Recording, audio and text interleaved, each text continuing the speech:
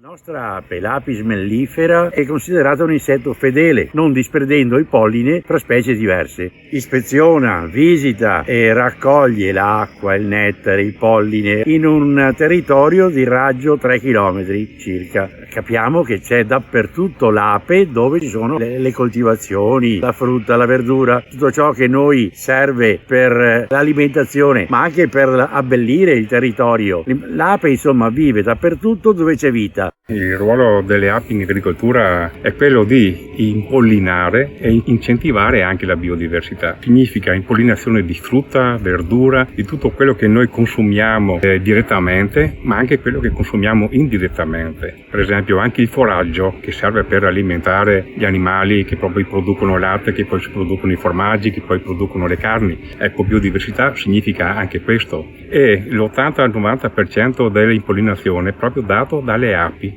Gli agricoltori possono ottimizzare i trattamenti, hanno delle aziende agricole come gli apicoltori e quindi bisogna puntare a una convivenza, e un aiuto che potrebbero dare è quello di ridurre l'utilizzo dei fitofarmaci. Basterebbe ottimizzare, cioè fare i trattamenti in maniera da ridurre l'inquinamento. Le altre cose riguardano l'aumento della biodiversità, anche a volte a discapito di una redditività. Il prezzo da pagare di una monocultura sono un inquinamento dato da fitofarmaci ristretto nel tempo in una vasta area.